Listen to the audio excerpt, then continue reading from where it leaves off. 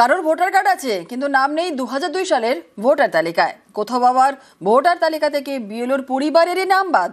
SIR চালুর পর থেকে নানান জায়গায় ভোটারদের মধ্যে আতঙ্কের ছবি।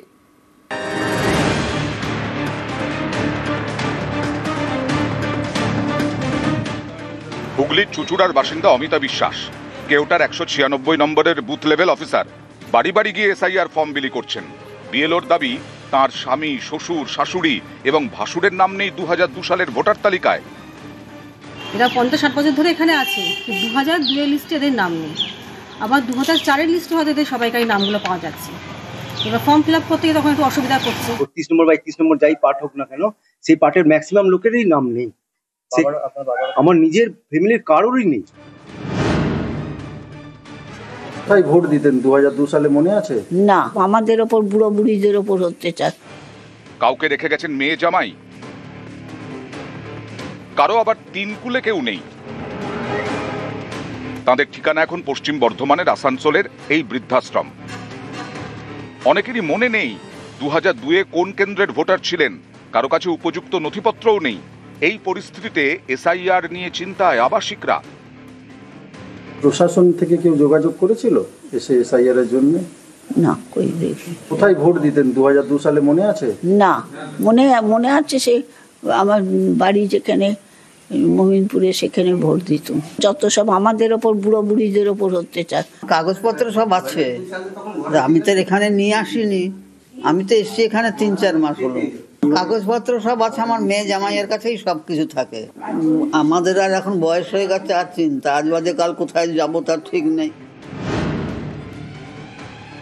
সেরকম প্রয়োজন হলে আমরা স্পেশাল ক্যাম্প করে দেবো। কিছু জায়গাতে যদি বৃদ্ধাশ্রম থেকে সেখানে করা হবে, কিছু জায়গাতে যদি কোনো জায়গাতে কোনো নাইট শেল্টার ইত্যাদি এরকম জায়গাতে, সেইরকম জায়গাতেও আমরা করার।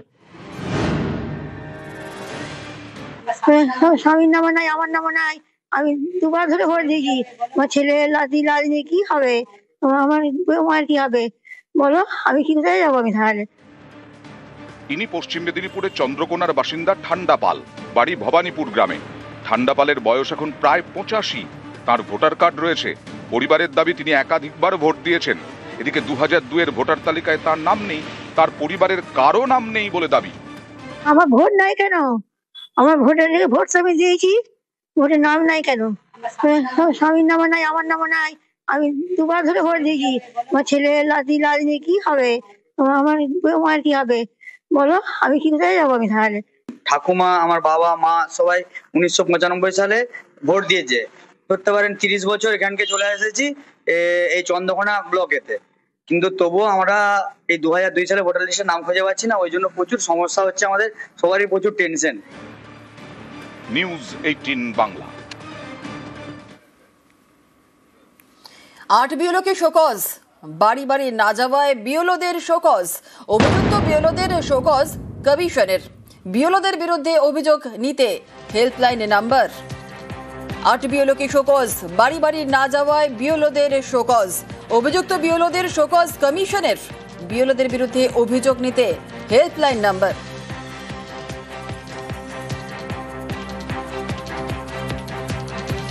বাড়িতে, রাস্তায় এবং মুদির দোকানে এসআইআর ফর্ম বিলি। এসআইআর নিয়ে জেলায় জেলায় অভিযোগ।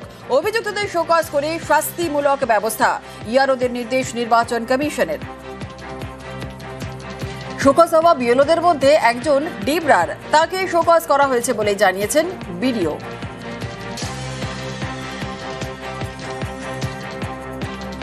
এই ভাইরাল ভিডিওটা আমাদেরও নজরে এসেছে। ব্লক প্রশাসন এটাকে যথাযথভাবে তদন্ত করছে এবং প্রাথমিকভাবে যিনি কনসার্ন বিএলও আছেন তাকে শোকজ করা হচ্ছে। আমি শোকজ করছি, 24 ঘন্টার মধ্যে উত্তর দেওয়া আছে। শোকজের যদি উত্তর স্যাটিসফাইড না হয়, পরবর্তী ক্ষেত্রে আমরা যথাযথ ব্যবস্থা নেব অ্যাজ পার ইলেকশন কমিশনের যে গাইডলাইন আছে।